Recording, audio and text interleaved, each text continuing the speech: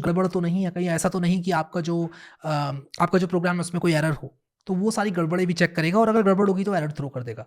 ठीक है, अब बात करते हैं लाइब्रेरी फंक्शंस की। हमने लाइब्रेरी फंक्शन को यूज़ किया है एक, जिसका नाम है printf, और ये हमें stdio.h हेडर फाइल में मिल जाता है। तो stdio.h हेडर फाइल को इंक्लूड करने की वजह से हम इस फंक्शन का यूज़ कर पाए और ये फंक्शन हमको प्रिंट करने में लाभदायक होता है। टाइप्स ऑफ वेरिएबल हमने देख लिया, इंटीजर, रियल और कैरेक्टर। और अब हम लोग देखेंगे कि इनपुट किस तरह से एक यूज़र से रिसीव किया जाता है, और उसके बाद हम चैप्टर 1 को कंक्लूड करेंगे। तो मैं एक फाइल बनाऊंगा 06_input.c। किसी भी एक यूज़र से इनपुट लेने के लिए सी लैंग्वेज के अंदर आप scanf फंक्शन का प्रयोग करते हैं। scanf फंक्शन जो है वो आपको मिल जाता है stdio.h हेडर फाइल में। तो अगर आप लोगों को a के अंदर कोई वैल्यू लेनी है तो आप क्या करोगे, आप सबसे पहले तो a को डिक्लेयर करोगे, फिर आप लोग कहोगे scanf, फिर आप कहोगे ये एक इंटीजर है, और आप कहोगे %, जो कि एड्रेस ऑफ ऑपरेटर होता है, और आप लिख दोगे a। तो ये सिंटेक्स होता है a के अंदर वैल्यू को लेने का, और इसके बाद आप printf से the value of a is %d, कुछ इस तरह से आप a की वैल्यू को प्रिंट कर सकते हो। तो अगर मैं इस प्रोग्राम को चलाऊं और मान लो मैं लिखूं 6, एंटर करूं, तो वैल्यू ऑफ a इज 6। तो ये जो scanf %d और %a है, ये क्या कर रहा है, एड्रेस ऑफ a में ये वैल्यू जो भी एंटर की गई है यूजर के द्वारा वो ले रहा है। %, इज एड्रेस ऑफ ऑपरेटर। और अभी आप कुछ ऐसा समझ लो कि एक यूजर से इनपुट लेने के लिए आपको कुछ इस तरह की लाइन लिखनी पड़ती है स्कैनर फंक्शन में, और ये %, नहीं भूलना है आपको। अगर आप ए लिखोगे तो वो एक गलती होगी, आपको %, लिखना है, यानी कि आपको एड्रेस ऑफ ए देना है यहाँ पर, और यहाँ पर आपको ये बताना है कि कौन सा वेरिएबल है, वो इंटीजर है, क्या है वो। ठीक है, फ्लोट भी हो सकता है, तो आपको %f लिखना पड़ेगा यहाँ पर। तो %d हमने लिखा, इंटीजर के लिए लिखते हैं, %f लिखते हैं हम लोग फ्लोट के लिए, और %c लिखते हैं कैरेक्टर के लिए। तो ये चीज़ मैं आप लोगों को डेटा टाइप्स वाली फाइल में लिख कर दे देता हूँ। मैं यहाँ पर आप लोगों को दिखाता हूँ, printf और the value of a is %d आएगा ऐसे a, और अगर मैं इसी को रेप्लिकेट करूँ तो जो b की वैल्यू है वो आएगी %f करके, और जो c की वैल्यू है वो आएगी %c करके, और यहाँ पर मैं c लिखूंगा। तो अगर मैं आपको ये वाला प्रोग्राम चला के दिखाऊं तो आप देखो value of a is 1, value of b is 1.4, value of c is a। तो इस तरह से आ गई। ठीक है, I hope this make sense. अगर आप लोग एक न्यू लाइन भी प्रिंट करना चाहते हैं तो आप लोग कुछ इस तरह से \n लगा सकते हैं। VS कोड में आप मल्टीपल कर्सर्स का प्रयोग कर सकते हैं ऑल्ट दबा के। तो अगर मैं आपको ज़रा स्क्रीन कास्ट मोड टॉगल करके दिखाता हूँ। अगर मैं ऑल्ट दबाऊंगा अपने कीबोर्ड में, फिर मैं जहाँ जहाँ क्लिक करूँगा वहाँ वहाँ मुझे कर्सर्स मिलेंगे, और जो भी मैं टाइप करूँगा वो उन सारे कर्सर्स में आएगा। तो ये VS कोड की एक फीचर है जिसे मल्टी कर्सर फंक्शनैलिटी भी बोलते हैं। तो इस मल्टी कर्सर फंक्शनैलिटी का प्रयोग करके हम लोग मल्टीपल कर्सर्स ला सकते हैं VS कोड के अंदर। तो कभी भी हमको यूजर इनपुट अगर रिसीव करना है सी लैंग्वेज में, तो हम लोग लिखेंगे scanf %d और %, जो भी वेरिएबल में हम वैल्यू लेना चाहते हैं। एक चीज आप लोगों को ध्यान में ये रखनी है कि अगर ये इंटीजर है तो आपको %d लिखना पड़ेगा, अगर ये फ्लोट है तो %f लिखना पड़ेगा, और अगर ये कैरेक्टर है तो %c लिखना पड़ेगा। ये सी लैंग्वेज का रूल है, आप इसको एज अ रूल समझ लो, और ये करने से आपके कंपाइलर को पता चल जाएगा कि आप किस तरह का वेरिएबल एंटर करने वाले हैं। तो in order to take user input from the user and assign it to a variable, use scanf function. किस तरह से scanf फंक्शन को हम यूज करते हैं, कुछ इस तरह से। %, को एड्रेस ऑफ ऑपरेटर कहा जाता है, और इसका मतलब होता है कि value supplied should be copy to the address of this variable. ठीक है, I hope that make sense. अब आगे बढ़ने से पहले मैं आप लोगों को बताना चाहता हूँ एस्केप सीक्वेंस कैरेक्टर के बारे में। तो मैं यहाँ पर एक बॉयलर प्लेट टेम्पलेट डालूंगा, और इसके बाद यहाँ पर मैं लिखूंगा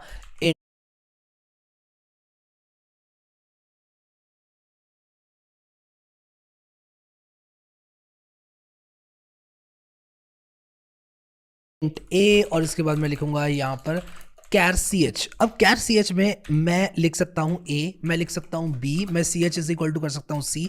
लेकिन क्या आपको पता है कि हम ch is equal to \n भी कर सकते हैं।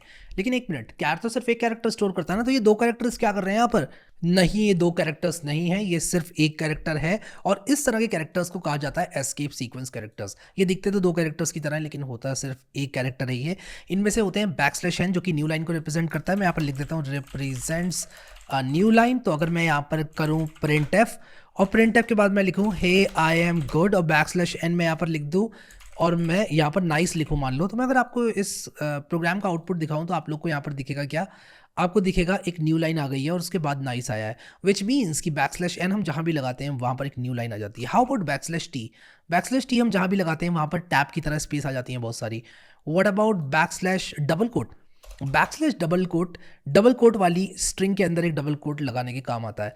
अगर मैं डायरेक्टली यहाँ पर डबल कोट इंसर्ट करने की कोशिश करूँ तो मुझे एरर मिलेगा, क्योंकि सी कंपाइलर कंफ्यूज हो जाएगा कि यहाँ से लेके यहाँ तक स्ट्रिंग खत्म हो रही है या फिर यहाँ से लेके यहाँ तक खत्म हो रही है।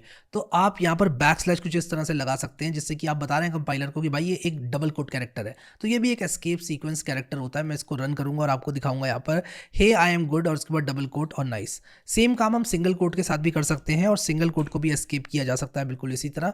और इस प्रोग्राम का output hey I am good और सिंगल कोट नाइस आएगा। मैं अगर चैट जीपीटी में लिखूं tell me about escape sequence characters, तो ये मुझे बता देगा और भी कौन कौन से एस्केप सीक्वेंस कैरेक्टर्स होते हैं। जो most used escape sequence characters हैं जैसे कि बैकस्लैश एन, बैकस्लैश टी और backslash double quote, backslash single quote, वो मैंने आपको ऑलरेडी बता दिया है। बट और भी कॉमनली यूज्ड जो एस्केप सीक्वेंस कैरेक्टर्स हैं वो ये आपको बता रहे हैं। एक बैकस्लैश बहुत ज़्यादा इंपॉर्टेंट है। डबल बैकस्लैश आप लोग लगाकर बैकस्लैश को लिटरली लिख सकते हैं। तो अगर मैं यहाँ पर डबल बैकस्लैश लगाऊं कुछ इस तरह से तो मैं इसको लिख सकता हूँ। तो देखो यहाँ पर एक सिंगल बैकस्लैश आएगा क्योंकि ये एस्केप्ड बैकस्लैश है, जस्ट लाइक मैंने आपको एस्केप्ड कोड दिखाया। तो backslash backslash will print backslash. ये क्यों काम आता है? अगर मुझे बैकस्लैश एन लिखना है, मान लो मुझे लिटरली बैकस्लैश एन लिखना है, तो मैं कुछ इस तरह से लिख सकता हूँ, क्योंकि अगर मैं वैसे लिखने की कोशिश करूंगा तो न्यू लाइन आ जाएगी। तो इसलिए ये काम आता है। सो आई होप कि आप लोग को एस्केप सीक्वेंस कैरेक्टर्स समझ में आ गए। तो इसी के साथ मैं कंक्लूड करना चाहता हूँ अपने चैप्टर 1 को, और मैं आप लोगों को मिलूंगा चैप्टर 1 के प्रैक्टिस सेट पे, जहां पर हम चैप्टर 1 में पढ़े गए कॉन्सेप्ट्स को प्रैक्टिस करेंगे। So let's move on to chapter number 1 practice set now. So guys, सबसे पहले तो चैप्टर 1 के प्रैक्टिस सेट में आप सभी का स्वागत है। मैं यहाँ पर एक नया फोल्डर बना लेता हूँ चैप्टर 1 प्रैक्टिस सेट के नाम से, और शिफ्ट राइट क्लिक करके इस फोल्डर को VS कोड में खोल लेता हूँ। पहली प्रॉब्लम की हम लोग बात करते हैं क्या है। तो जो हमारी पहली प्रॉब्लम है उसका नाम मैं रखूंगा 01_problem1.c। प्रॉब्लम कहती है write a C program to calculate area of a rectangle using hard coded inputs. अब देखो, अगर आप लोगों को नहीं पता तो आप क्या कर सकते हो, चैट जीपीटी से पूछ सकते हो what is the area of a rectangle. अब देखो, मुझे पता है आप में से कई लोगों को पता होगा, मुझे भी पता है कि लेंथ इनटू ब्रेड्थ जो होती है वो एरिया होती है रेक्टेंगल की। लेकिन बात यहाँ पर वो नहीं है। हम एक फील्ड से हो सकते हैं, दूसरी फील्ड के बारे में हमें नहीं पता हो सकता है। तो कभी भी हम अपनी प्रोग्रामिंग जर्नी में एक ऐसी बात को इनकाउंटर करते हैं जिसके बारे में हमें नॉलेज नहीं है, चैट जीपीटी से आकर पूछो। एंड यही है फायदा एआई एरा में जिंदा रहने का। एआई एरा में हम लोग जी रहे हैं, फायदा तो उठाओ यार, उठा रहे हैं। तो देखो, लेंथ इनटू ब्रेड्थ है, तो आप क्या करोगे, आप सिंपली यहाँ पर आओगे और कहोगे कि हैश इंक्लूड stdio.h, और फिर इसके बाद आप कहोगे इंट मेन। फिर अब यार एक बात सुनो ज़रा कि यार ये हम बार बार लिखे जा रहे हैं कोड, क्या हम हमेशा ये कोड लिखते रहेंगे? आपको एक ऐसी निंजा टेक्निक बताऊंगा ना कि आप भी कहोगे कि मज़ा आ गया। आप इस बॉयलर प्लेट कोड को कॉपी कर लो, ठीक है? आप इस बॉयलर प्लेट कोड को कॉपी कर लो और आप यहाँ नीचे आपको एक गियर आइकन दिख रहा है, इस पर क्लिक करो। बहुत काम की बात बताने जा रहा हूँ। और उसके बाद आप यहाँ पर यूजर स्निपेट्स पर क्लिक करो, और जैसे ही आप यूजर स्निपेट्स पर क्लिक करोगे, आप ये सी दिख रहा है आपको, सी पर क्लिक करो। अगर आप यही काम किसी दूसरी प्रोग्रामिंग लैंग्वेज के लिए करना चाहते हैं कर सकते हैं, बट अभी सी पर क्लिक करो। और यहाँ पर आप लोग देखो कि आपको बताया जा रहा है कैसे एक स्निपेट बनाना है। तो हम क्या करेंगे, यहाँ से लेके प्रिंट से लेके यहाँ तक, स्क्वायर ब्रैकेट तक, कर्ली ब्रैकेट तक, एक्चुअली यहाँ से लेके यहाँ तक हम कंट्रोल// दबाएंगे। क्या दबाएंगे? कंट्रोल/। तो आप देखो जो भी की मैं दबा रहा हूँ वो आपको दिखने वाली है कंट्रोल/। और यहाँ पर देखो प्रिंट टू कंसोल, ये और ये इस तरह से हम एक स्निपेट बना सकते हैं। मैं बताता हूँ काम कैसे करना है। आप इस प्रिंट टू कंसोल को चेंज कर दो सी बॉयलर प्लेट, ठीक है? अब आपको पता चलेगा मैं क्या कर रहा हूँ। आप लोग अभी सोचो कि कर क्या रहे हैं हम। प्रीफिक्स इसका क्या होगा, सी बॉयलर रख देता हूँ इसका नाम में। बॉडी क्या रहेगी, console.log, ये इस तरह से लिखा हुआ है, इसको हम हटा देंगे, ठीक है? हम यहाँ पर लिखेंगे क्या, हम लिखेंगे यहाँ पर सिर्फ $1 लिखेंगे कुछ इस तरह से, और ये $2 हटा देंगे। अभी बताता हूँ $1 $2 क्या है। तो यहाँ पर हम क्या करेंगे, डबल कोट्स में हमारी पहली लाइन है वो लिखेंगे, ये लिखेंगे, फिर डबल कोट्स में हम अपनी दूसरी लाइन लिखेंगे कॉमा लगा के डबल कोट्स में कुछ इस तरह से, फिर कॉमा लगाएंगे, फिर हम डबल कोट्स में ये लिखेंगे। आप कह सकते हो एक बार को कि भाई हम कर क्या रहे हैं, लेकिन मैं आपको बताऊंगा हम क्या कर रहे हैं। हम एक यूजर स्निपेट बना रहे हैं। अब आप कहोगे यार ये याद कैसे रहेगा, कैसे करना है? तो जब हम सी लैंग्वेज में एरेस पढ़ेंगे तो और इजी हो जाएगा आप लोगों के लिए, अगर आप कोडिंग बिगिनर हो तो। लेकिन मैं आपको बताता हूँ कैसे इस काम को करना है। तो हम बेसिकली क्या कर रहे हैं, हम कह रहे हैं कि भाई ये इस तरह से इसको आपको रख देना है, ठीक है? अब आप देखो मैं क्या कर रहा हूँ, और मैं ये स्निपेट भी आपको दे दूंगा ताकि आप लोग डायरेक्टली अपने VS कोड में कॉपी पेस्ट कर पाओ। और ये करने के बाद यहाँ भी एक कॉमा आएगा, और बेसिकली हमने एक यूजर स्निपेट बना दिया, और यहाँ पर हम लिख देंगे दी सी लैंग्वेज बॉयलर प्लेट। अभी भी आप लोग सोच रहे होंगे कि यार हम कर क्या रहे हैं, मतलब चल क्या रहा है यहाँ पर। मैं आपको बताऊंगा क्या चल रहा है। अब देखो, अगर मैं इसको हटा दूं और मैं यहाँ पर लिखूं सी बॉयलर, तो देखो ये बॉयलर प्लेट कोड हमारे पास आ चुका है, ठीक है? लेकिन अभी इसमें मुझे एक चीज़ चाहिए, यहाँ पर मुझे एक स्पेस चाहिए। तो मैं यहाँ पर क्या करूँगा, न्यू लाइन चाहिए एक्चुअली, बैकस्लैश एन लिख दूंगा यहाँ पर। बैकस्लैश एन का मतलब होता है न्यू लाइन। और यहाँ पर मुझे स्पेसिंग चाहिए, इंट मेन के बाद ये कुछ इस तरह से चाहिए, मुझे एक टैब चाहिए यहाँ पर। तो टैब के लिए हम क्या करते हैं, बैकस्लैश टी लिखते हैं। तो हम बैकस्लैश टी लिखेंगे। अभी ये चीज़ आपको थोड़ी सी कंफ्यूजिंग लग सकती है, मैं बता रहा हूँ आपको, खुद बता रहा हूँ, थोड़ी सी कंफ्यूजिंग लग सकती है, लेकिन देखो ये लिखने से हमें कुछ इस तरह से ये मिल गया। लेकिन मैं चाहता हूँ मेरा कर्सर यहाँ पर ना हो, मेरा यहाँ पर हो कर्सर। तो मैं क्या करूँगा, तो ये जो $1 है ना, ये कर्सर की पोजीशन है, आप इसको यहाँ पर डाल दोगे तो आपको आपका कर्सर यहाँ पर मिलेगा। मैं समझाऊंगा हमने ये किया क्या, बट ये सी लैंग्वेज से रिलेटेड बिल्कुल भी नहीं है, ये आपका स्निपेट बनाने का तरीका है VS कोड में। तो आप यहाँ पर क्या करोगे, सी बॉयलर ऐसे लिखो और आपको देखो यहाँ पर आपको कर्सर मिल गया। और अगर आप यहाँ पर एक और बैकस्लैश टी लगाओगे तो आपको कर्सर बिल्कुल यहाँ पर मिलेगा, एक टैब के बाद। देखते हैं सी बॉयलर लिखकर, और देखो सी बॉयलर हमने लिखा, यहाँ पर कर्सर मिला। अगर आपको ये स्निपेट बनाने का तरीका समझ में नहीं आया, दैट्स टोटली फाइन, आपको टेंशन नहीं लेनी है। मैं आपको एक बार और बताता हूँ मैंने किया क्या। यहाँ पर मैंने क्या किया, VS कोड के सिंटेक्स को यूज़ किया स्निपेट को बनाने का, VS कोड के स्निपेट को बनाने के सिंटेक्स को मैंने यूज़ किया। और मैंने यहाँ पर प्रीफिक्स का नाम दिया सी बॉयलर। बॉडी में मैंने पहली लाइन बोला ये कर दो, दूसरी लाइन बोला ये कर दो, तीसरी लाइन में एक टैब के साथ ये कर दो, चौथी लाइन में एक टैब के साथ ये कर दो, और जो अगली लाइन है उसमें क्या कर दो, ये कर दो। और यहाँ पर एक और बैकस्लैश एन इसलिए रखा हुआ है क्योंकि मुझे 2 चाहिए थी न्यू लाइन्स यहाँ पर, ठीक है। तो बैकस्लैश एन से क्या होगा, एक न्यू लाइन आ जाएगी। तो आप लोग जो है इसको कस्टमाइज कर सकते हो और भी इस तरह के बहुत सारे स्निपेट्स बना सकते हो, वो स्निपेट्स बना सकते हो जो आप बार बार यूज़ कर रहे हो। तो यहाँ पर देखो बेसिकली यहाँ पर कभी भी मुझे लिखना पड़ेगा बॉयलर प्लेट में सी बॉयलर लिख के एंटर मारूंगा और इतना सारा मेरे लिए खुद ब खुद लिखा जाएगा, ठीक है। ये मैं क्या करता हूँ, ये बॉयलर प्लेट का जो कोड है मैं यहाँ से लेके पूरा यहाँ तक, यहाँ से लेके ये पूरी जो C.json वाली फाइल है ना, ये पूरी फाइल ही ले लो यार, आप ये फाइल ही ले लो पूरी C.json। आप लोगों की सुविधा के लिए मैं यहाँ पर रख देता हूँ, C.json फाइल मैंने यहाँ पर रख दी आप लोगों के लिए। आपने क्या करना है, अपनी C.json में पेस्ट मार देना है, ठीक है। मैंने आप लोगों के लिए रख दी है कॉपी करके, आप लोग भी जो है इसको पेस्ट कर सकते हो डायरेक्टली या खुद लिख सकते हो मेरे साथ। अब आता हूँ मुद्दे पर। प्रॉब्लम 1 क्या है यार, हमें प्रॉब्लम 1 सॉल्व करनी है। Int length is equal to मान लो है 34 या 3, और int breadth is equal to क्या है, मान लो 6। तो हम क्या करेंगे, हम कहेंगे print f the area of this rectangle is %d, ठीक है। और %d क्या होगा, length into breadth, length into breadth. देखो BRE लिखा, ऑटोमेटिकली इसने सजेस्ट कर दिया मुझे कोड, एंड सेमीकोलन तो लगाना पड़ेगा भाई, बिना सेमीकोलन के काम होता ही नहीं है सी लैंग्वेज में। हर स्टेटमेंट को टर्मिनेट करने के लिए सेमीकोलन लगता है। और इस कोड को अगर मैं आपको रन करके दिखाऊं, रन कोड सेलेक्ट करेंगे और देखो यहाँ पर the area of this rectangle is 18। लेकिन हमारा क्वेश्चन ये भी कह रहा है कि आपको यूजर से इनपुट लेना है लेंथ और ब्रेथ का। ऐसे में हम लोग क्या करेंगे, यूजर सप्लाइड इनपुट के लिए हम यहाँ पर क्या करेंगे, मैं सबसे पहले तो इसको कमेंट आउट कर देता हूँ जहाँ पर हमने हार्ड कोडेड इनपुट्स लिए। अब मैं यहाँ पर क्या करूँगा, लिखूंगा एंटर लेंथ और बैकस्लैश एन लगाऊंगा न्यू लाइन के लिए। याद रखना कभी भी न्यू लाइन प्रिंट करानी है तो बैकस्लैश एन लिखते हैं। सेमीकोलन स्कैनफ लिखेंगे और लिखेंगे %d, और इसके बाद क्या करेंगे एम% लेंथ, ठीक है, एम% लेंथ, एम% लेंथ यानी कि लेंथ का एड्रेस। एंड सिमिलरली हम ब्रेथ के साथ भी करेंगे, तो जो काम मैंने लेंथ के साथ किया ब्रेथ के साथ भी करेंगे, BREADTH ब्रेथ, ठीक है, ये ब्रेथ के साथ भी करेंगे। And instead of writing int length is equal to this, हम लिखेंगे इंट लेंथ ब्रेथ, ठीक है। तो हम इंट लेंथ कॉमा ब्रेथ ऐसे लिख सकते हैं, और इसके बाद लेंथ हम एंटर करेंगे, ब्रेथ एंटर करेंगे, और हमें अपने रेक्टेंगल का एरिया मिल जाएगा। Let's run this code. Length को मैं 6 रखना चाहूँगा, ब्रेथ को मैं 2 रखना चाहूँगा। मेरे एरिया ऑफ रेक्टेंगल 12 आना चाहिए, आ रहा है, जिसका मतलब कि सब कुछ बढ़िया है, ठीक है, बढ़िया चल रहा है, बालो आचे। आ जाओ भाई अगले क्वेश्चन पे। Calculate the area of a circle and modify the same program to calculate the volume of a cylinder given its radius and height, ठीक है। सबसे पहले हमें एरिया निकालना है एक सर्कल का, ठीक है। आ जाओ भाई, 02_problem 2.py sorry 2.c, this is C language, ठीक है। देखो यार मैं मल्टीपल लैंग्वेजेस में काम करता हूँ, गलती हो जाती है मुझसे कभी कभी। अब सी बॉयलर लिखूंगा, मेरे पास आ गई बॉयलर प्लेट। देखा आपने, बार बार लिखने की जरूरत नहीं है, टाइम हम वेस्ट नहीं कर रहे होंगे हैश इंक्लूड लिख कर, बहुत अच्छी बात है। अब देखो हम यहाँ पर क्या करेंगे कि सबसे पहले तो हमें एरिया ऑफ सर्कल निकालना, जो कि होता है πr², इन केस आपको नहीं पता तो, ठीक है। तो मैं यहाँ पर लिखूंगा int r is equal to 6 मान लो, और मैं यहाँ पर लिखूंगा print f the area of circle with radius, और यहाँ पर लिखूंगा %d इज %d, और यहाँ पर मैं लिखूंगा r, और मैं लिखूंगा 3.14 जो कि पाई की वैल्यू होती है इंटू r, ठीक है। ये क्या है, πr² एरिया ऑफ सर्कल होता है। अब देखो यहाँ पर हमने किया क्या, हमने कहा area of a circle with radius percentage D, यानी कि यहाँ पर रेडियस की वैल्यू आएगी आर आ जाएगी यहाँ पर, मतलब इस परसेंटेज डी की जगह ये वैल्यू आएगी और इस परसेंटेज डी की जगह ये वैल्यू आएगी। तो हमने यहाँ पर लिखा the area of circle with radius 6 is, जो भी इसका एरिया आने वाला है। Let's run this program and see कि क्या होता है।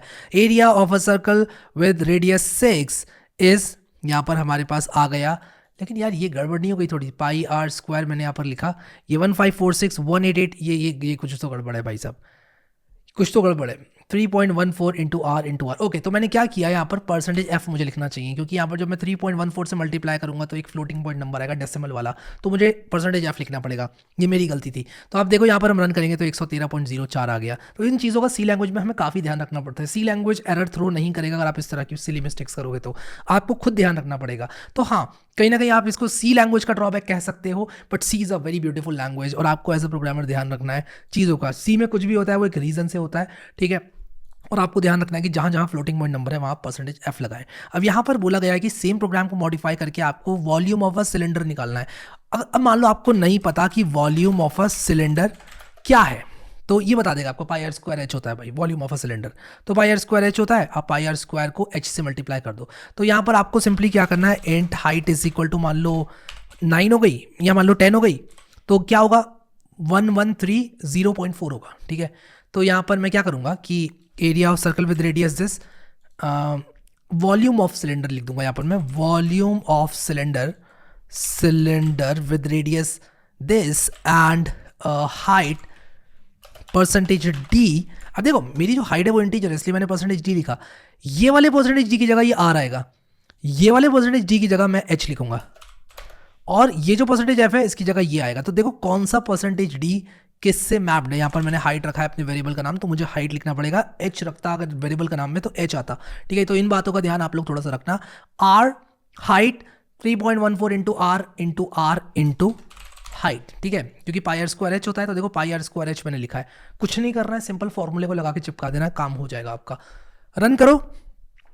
अब आप देखो यहाँ पर सेम लाइन में इसने प्रिंट कर दिया, तो इट्स अ गुड आइडिया कि मैं यहाँ पर बैकस्लैश एन लगा दूँ जिससे कि चीज़ें न्यू लाइन में आए। तो इस लाइन के बाद ये लाइन प्रिंट होगी पूरी, फिर एक न्यू लाइन कैरेक्टर आएगा और यहाँ क्लिक करूँगा तो ये बंद हो जाएगा, और दोबारा से न्यू लाइन कैरेक्टर आने के बाद ये वाली लाइन प्रिंट होगी। तो मैं इस टर्मिनल को बंद करके दोबारा चलाता हूँ और आप देखो अभी काफ़ी रीडेबल है हमारा program. The area of circle with radius 6 is 113.04, the volume of cylinder with radius 6 and height 10 is 1130.4, ठीक है, और ये एक्स्ट्रा जीरोज आ रहे हैं, ठीक है। आई होप कि आपको समझ में आ गया। अब यहाँ पर हम अगले क्वेश्चन की तरफ बढ़ते हैं, जो कि है write a program to convert Celsius to Fahrenheit, ठीक है। तो यहाँ पर हम क्या करेंगे, लिखेंगे सेल्सियस, तो मैं यहाँ पर सेल्सियस टू फ़ारेनहाइट फार्मूला, ठीक है। तो मैंने यहाँ पर सेल्सियस टू फ़ारेनहाइट फार्मूला लिखा और चैट जीपीटी मुझे बता देगा सेल्सियस टू फ़ारेनहाइट का फार्मूला क्या है। तो F is equal to 9/5C + 32 होता है। तो मैं क्या करूँगा, सेम फार्मूले को इस्तेमाल करके सी लैंग्वेज में प्रॉब्लम 3.c। अब देखो जब हम लोग आगे बढ़ जाएंगे और हम कॉम्प्लेक्स प्रोग्राम्स लिख रहे होंगे, तब तो हम डायरेक्टली इस तरह के सिंपल प्रोग्राम्स चैट जीपीटी से ही बनवाएंगे। But at this point we are learning C language, तो हमें इस बात का ध्यान रखना है कि जो भी हम कर रहे हैं we have to be very careful कि यार हम सीख भी रहे हैं, समझ भी रहे हैं क्या हम कर रहे हैं, ठीक है। तो यहाँ पर हम क्या करेंगे, इंट लिखेंगे सी, हमें सेल्सियस टू फ़ारेनहाइट निकालना है, और हम लिखेंगे इंट एफ, ठीक है। मैं C, F भी लिख सकता था कुछ इस तरह से, इंट C, F एक ही बात है, ठीक है। मैंने ये लिखा, मैंने डिक्लेयर किया इन वेरिएबल्स को, मैंने कहा कि मेमोरी में C और F नाम के वेरिएबल्स को इनिशियलाइज कर दो और उनके लिए मेमोरी रिजर्व कर दो। बेसिकली मैं ये कह रहा हूँ स्टेटमेंट से। और इसके बाद मैं क्या कहूँगा, मैं कहूँगा F इज इक्वल टू, और C की वैल्यू मुझे पता होगी, ठीक है। C की वैल्यू मान लो मुझे पता है 7 या 37 रखते हैं, ताकि मुझे पता रहे कि F की वैल्यू अराउंड 102 आएगी, ठीक है। अब जो F है उसको मैं फॉर्मूले से लिखूंगा, और जब मैं फॉर्मूला लिखूंगा 9/5C + 32, तो मैं कुछ इस तरह से लिखूंगा 9/5 और मैं लिखूंगा into C + 32। It's always a good idea to use parenthesis, ठीक है। हमेशा पैरेंथेसिस लगाओ, बोर्ड मैथ्स वगैरह मत सोचो, सी लैंग्वेज में बोर्ड मैथ्स वगैरह नहीं चलेगा। आपको पैरेंथेसिस लगानी है, जिस चीज़ को आप पहले इवैल्यूएट कराना चाहते हो आपको पैरेंथेसिस लगानी पड़ेगी। And it's a good idea कि हम इसको फ्लोटिंग पॉइंट नंबर लें। हम इसको ऐसे लिखें, float C is equal to 37.0 और फ्लोट F, क्योंकि ये भाई पॉइंट में आने वाला है हमारा आंसर। और अब मैं यहाँ पर अगर एक प्रिंट F लगाऊँ और मैं बोलूँ the value in Fahrenheit is, the value in Fahrenheit is percentage F, और यहाँ पर मैं F लिख दूँ और मैं इसको चलाऊँ अगर प्रोग्राम को, तो आप देखो ये सेल्सियस टू फ़ारेनहाइट मुझे कन्वर्ट करके दे देगा। तो वैल्यू इन फ़ारेनहाइट इज 69 आ रही है। अब यहाँ पर ये जो 69 की वैल्यू है वो गलत आ रही है, और ऐसा इसलिए हो रहा है क्योंकि जब 9/5 इवैल्यूएट हो रहा है तो उसकी value as an integer evaluate हो रही है। ऐसा क्यों होता है ये मैं आगे बताऊंगा, लेकिन आप लोग को इसको फिक्स करने के लिए 9.0 डिवाइडेड बाय 5.0 लिखना होगा, और ये करने के बाद जो वैल्यू है वो बिल्कुल सही आएगी। तो अगर आप लोग गूगल पे भी चेक करें 37 डिग्री टू फ़ारेनहाइट 98.6 आएगा, और आप देखो यहाँ पे भी हमारा 98.6 ऑलमोस्ट आ रहा है। ठीक है, तो बहुत अच्छी बात है। मैं आने वाले चैप्टर्स में आपको बताऊंगा ऐसा बिहेवियर सी लैंग्वेज क्यों शो करती है, बट हमारा क्वेश्चन अभी सॉल्व हो गया है। आई होप आपको समझ में आ गया कि किस तरह से हमने ये फॉर्मूला जो है बनाया। अब फोर्थ प्रॉब्लम हमारी सिंपल इंटरेस्ट कैलकुलेशन के ऊपर है, जो कि कहती है कि भाई सेट ऑफ वैल्यूज़ के लिए सिंपल इंटरेस्ट निकालो। अब आपको अगर सिंपल इंटरेस्ट का फॉर्मूला नहीं पता तो आप सिंपल इंटरेस्ट फॉर्मूला पूछ लो, और आपको आ जाएगा PRT डिवाइडेड बाय 100, जहां पर R होता है रेट ऑफ इंटरेस्ट परसेंटेज में, और P होता है आपका प्रिंसिपल अमाउंट, और T होता है आपका टाइम। ठीक है, तो हम अगर ईयरली इंटरेस्ट की बात करें तो हम PRT